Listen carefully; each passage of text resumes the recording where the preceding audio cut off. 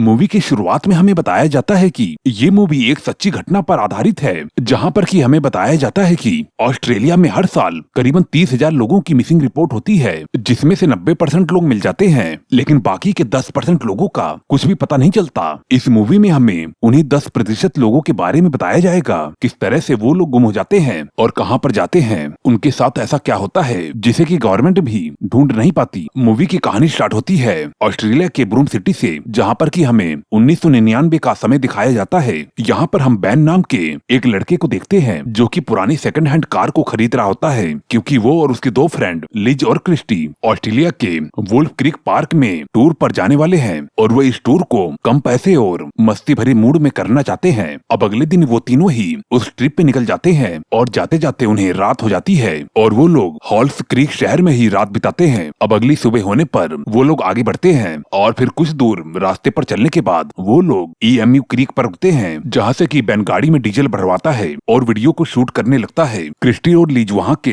पास के होटल में जाती हैं, जहाँ पर कि उन्हें कुछ लोकल लोग घूरते हैं, और तभी वहाँ पर बैन आता है, जिससे वो लोग उन दोनों लड़कियों के बारे में गंदी गंदी बातें बोलते हैं। लेकिन बैन अपने आप को किसी तरह रोकता है, क्योंकि वो जानता है कि वो लोग कितना गिरे हुए हैं, और वो तीनों वहाँ से आगे बढ़ते हैं। काफी देर तक ड्राइव करने के बाद वो लोग अपनी मंजिल यानी कि वुल्फ क्रीक तक पहुँच जाते हैं, जहाँ पर कि उन्हें बहुत ही बड़ा नेशनल पार्क दिखाई देता है, जो कि बहुत ही ज्यादा खूबसूरत होता है। वो लोग वहाँ पर बहुत ही ज्यादा एंजॉय करते हैं। बैन और लीज वहाँ पर एक दूसरे के करीब आते हैं, और अब वो लोग वहाँ से निकलने का सोचते हैं, और तभी क्रिस्टी देखती है कि उसकी घड़ी 6:30 पर रुक गई है, और यही नहीं, उन तीनों की घड़ी भी बंद हो चुकी है। और उन लोगों को ये बात बिल्कुल भी अजीब नहीं लगती, और अब वो लोग वहाँ से जाने लगते हैं। लेकिन अब वो लोग देखते हैं कि कार भी स्टार्ट नहीं हो रही है। लीज कार को स्टार्ट करने की बहुत ही ज्यादा कोशिश करती है, लेकिन उनकी कार स्टार्ट नहीं होती। अब शाम भी होने लगती है, लेकिन उनके पास वहाँ पर रुकने के अलावा कोई और रास्ता नहीं रहता, क्योंकि वुल्फ क्रीक का वो पार्क बहुत ही ज्यादा बड़ा था, और जिससे पैदल ही वापस से नहीं जाया जा सकता। वो लोग वहीं पर ही कार के अंदर रात में आराम करने की सोचते हैं, लेकिन रात होने पर वो लोग देखते हैं कि उन्हें सामने से किसी कार के आने की लाइट दिखाई दे रही है, जो कि उनके पास आकर रुकती है, और जिसमें से मिक नाम का एक आदमी निकलता है और कहता है कि वो इस डेजर्ट में फंसे हुए लोगों की हेल्प करता है, और वो उनके कार को खोलकर चेक करने लगता है, और वो बताता है कि वो इस कार को फिक्स कर सकता है, लेकिन उसके लिए उसे कुछ टूल्स लगेंगे, जो कि उसके घर पर है। अब वो तीनों लोग मिक के साथ जाने के लिए रेडी हो जाते हैं, और मिक उनकी गाड़ी को टॉय कर लेता है। अब वो सभी लोग मिक के घर की तरफ बढ़ते हैं, क्योंकि उनके पास कोई और ऑप्शन नहीं था। इस वजह से वो उस अजनबी के साथ जाने लगते हैं। अब बहुत देर तक चलने पर भी वो देखते हैं कि उस अजनबी का घर अभी तक नहीं आया, और तब उन्हें थोड़ा डर लगता है। अब कुछ दूर और चलने पर वो लोग मिक के घर पहुंच जाते हैं, और वो देखते हैं कि मिक के घर पर बहुत ही सारी गाड़ियां खड़ी हुई हैं। उन्हें लगता है कि शायद मिक एक मैकेनिक है। अब कुछ देर बाद वो लोग मिक के साथ बैठते हैं, जहाँ पर कि मिक सभी को ड्रिंक ऑफर करता है, और उन्हें अपना बैकग्राउंड बताता है, जहाँ पर वो अपने लाइफ के पास्ट को एक फनी वे में बताता है। और इन्हीं बातचीत के दौरान मिक उनके साथ अपने सीक्रेट को भी शेयर करता है, जो कि काफी चौंकाने वाले होते हैं। लेकिन लिज और उनके साथियों को लगता है कि ये सब बातें ये नशे में कर रहा है, इस वजह से वो लोग उसे सीरियस नहीं लेते हैं, और बैन भी उससे मजाक करने की कोशिश करता है, लेकिन मिक उसे अजीब तरह से घूरने लगता है। और बैन उससे पूछता है कि अब वो क्या करता है, तो फिर वो बताता है कि वो वुल्फ क्रीक पर आए हुए टूरिस्ट को खत्म कर देता है। अब इसके कुछ देर बाद वो तीनों लोग बेहोश हो जाते हैं, क्योंकि मिग ने उन तीनों के ड्रिंक में बेहोशी की दवाई मिलाई थी। आगे हम देखते हैं कि लिज को होश आ जाता है, तो फिर वो एक कमरे में अपने आप को बंधा हुआ पाती है, और उसे अपने साथी भी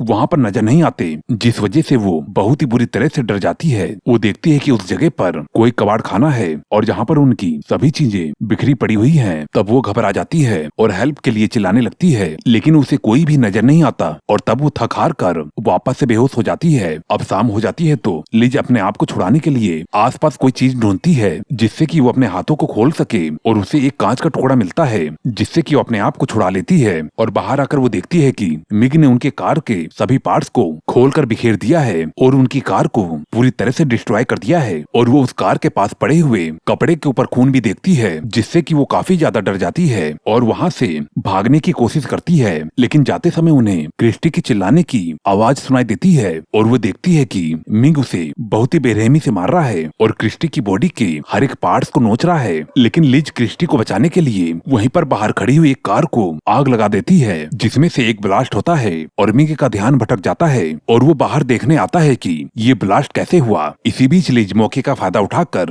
उस शेड में जाती है जहाँ पर कि क्रिस्टी को मिग ने बांध कर रखा हुआ था। उसे वहाँ पर और भी कुछ लाशें मिलती हैं जिन्हें कि मिग ने बहुत ही बेरहमी से मार दिया था और वो क्रिस्टी को छुड़ाने की कोशिश करती है, लेकिन तभी मिग को वहाँ पर आता हुआ देखकर लिज वहीं पर छिप जाती है और मिग फिर से क्रिस्टी को टॉर्चर करने लगता है। लेकिन इस बार लिज मौका पाकर लिज के राइफल को उठा लेती है और मिग के ऊपर तान देती है और मौका पाकर वहाँ से भागने की कोशिश करती है, लेकिन मिग उसे इतनी आसानी से वहाँ से जाने नहीं देना चाहता था और वो आगे बढ़ने की कोशिश करता है, लेकिन लिज उसे शूट कर देती है जिससे वो घायल हो जाता है। और इसी समय ही वो लोग वहाँ से भागकर मिगी के गाड़ी में बैठ जाते हैं, जहाँ पर लिज को मालूम चलता है कि उस कार की तो मिगी के पास ही है। और तब लिज क्रिस्टी को घायल ही गाड़ी के अंदर छोड़कर वापस से वहीं पर ही अंदर जाती है जहाँ पर मिग बेहोश पड़ा हुआ है। वो मिगी के पॉकेट से की को लेकर आती है और कार को स्टार्ट करके वहाँ से जाने लगती है, लेकिन तभी मिग भी उनके सामने आ जाता है जिसके हाथ में राइफल होती है और मिग उन दोनों पर ही अंधाधुन ही फायरिंग करने लगता है। लेकिन लिज उस कार से मिग को कुचलने का सोचती है और कार को उसी सीट के अंदर घुसा देती है, लेकिन मिग बच जाता है और लिज कार को रिवर्स लेके वहाँ से भाग जाती है। लेकिन मिग भी दूसरी कार से उनका पीछा करता है, लेकिन कुछ दूर चलने के बाद वो लोग एक खाई के पास पहुँच जाते हैं। अब किसी तरह से ब्रेक लगाकर लिज कार को खाई में गिरने से बचा लेती है। कार से उतरकर वो दोनों कार को खाई में फेंक देते हैं जिससे कि मिग को लगे कि वो दोनों खाई में गिर गए हैं। मिग को उनकी कार खाई में नजर आती है, लेकिन मिग भी बहुत ही ज्यादा शातिर था और खुद ही उस खाई के अंदर उन दोनों को खोजने लगता है, लेकिन उसे वो दोनों नहीं मिलती। और इसी बीच वो दोनों मिग की दूसरी कार को वहाँ से ले जाने के लिए कार में बैठते हैं, लेकिन इस बार भी उस कार के अंदर चाबी नहीं थी। और तब लिज वापस से उसी के घर जाकर एक कार को लाने का फैसला करती है। अब लिज वापस से मिग के घर पर पहुँचती है, क्रिस्टी को वहीं पर ही बाहर ही छोड़कर वो घर के अंदर जाती है और लिज क्रिस्टी को कहती है कि अगर वो 10 मिनट में वापस नहीं आई तो फिर वो वहाँ से भाग जाए। अब अंदर आने पर लिज को वुल्फ क्रीक पर आए हुए बहुत ही सारे टूरिस्ट का सामान मिलता है और जिसमें उसे किसी ट्रेवलर का एक कैमरा भी मिलता है, जिससे कि उसे मालूम चलता है कि मिग उन लोगों को मदद के बहाने से उनको अपना शिकार बनाता है। और उसे वहाँ पर बैन का कैमरा भी मिलता है और जिसमें वो देखती है कि मिग उनका पीछा यू क्रीक से ही कर रहा था। अब वो उसके गैराज में जाती है जहाँ पर कि उसे बहुत ही सारी कार मिलती है। मिग के गैराज से लिए हुए चाबी के गुच्छे को एक एक करके वो कार के अंदर चेक करती है और उनमें से एक कार स्टार्ट हो जाती है, लेकिन वो देखती है कि उस कार के अंदर पीछे मिग भी बैठा हुआ है जो कि लिज के ऊपर एक चाकू से अटैक कर देता है, जिससे कि लिज बहुत ही बुरी तरह से घायल हो जाती है। लेकिन फिर भी वो किसी तरह से वहाँ से भागने की कोशिश करती है, लेकिन इस बार मिग उसके ऊपर अटैक करता है। इस अटैक में लिज के हाथों की उंगलियां कट जाती हैं और मिग उसके दोनों पैरों को काट देता है ताकि वो कहीं पर भी भाग ना पाए। और अब यहाँ पर लिज को अंदर गए हुए बहुत ही देर हो जाती है, तो फिर अब क्रिस्टी उसका और वेट नहीं करती और वहाँ से भाग जाती है और भागते भागते उसे सुबह हो जाती है और वो एक हाईवे पर पहुँचती है जहाँ पर वो कुछ दूर तक भागने पर बहुत ही बुरी तरह से थक जाती है और वहीं पर ही सड़क के ऊपर बैठ जाती है। अब जहाँ पर उसे एक कार आती हुई नजर आती है जिसे कि एक बूढ़ा आदमी चला रहा था। वो आदमी कार को रोककर क्रिस्टी की मदद करता है और क्रिस्टी की ऐसी हालत को देखकर वो उसे कार में बैठा लेता है। उसे पानी पिलाने के लिए वो अपनी डिक्की को खोलता है और तभी उसे दूर से मिग उसे गोली मार देता है, जिससे कि उस बूढ़े आदमी की भी मौत हो जाती है। अब क्रिस्टी उस आदमी को मरा हुआ देखकर और भी ज्यादा डर जाती है और घबराकर कार के अंदर बैठकर भागने लगती है, लेकिन वो देखती है कि कार के अंदर चाबी नहीं है और कार की चाबी तो उस बुढ़े आदमी के पास थी और जो कि कार की डिक्की से क्रिस्टी के लिए पानी निकाल रहा था। क्रिस्टी किसी तरह से की को लेकर उस कार के अंदर बैठने लगती है, लेकिन मिग अभी भी उसका पीछा कर रहा था और वो अपनी कार को क्रिस्टी के साइड में ले आता है, लेकिन क्रिस्टी उसकी कार को हिट कर देती है जिससे कि उसकी कार सड़क से उतर जाती है। अब क्रिस्टी को लगता है कि वो बड़ी ही आसानी से शहर की ओर भाग जाएगी और वो सुकून की सांस लेती है, लेकिन हम तभी देखते हैं कि मिग क्रिस्टी की कार को अपनी गन से शूट करके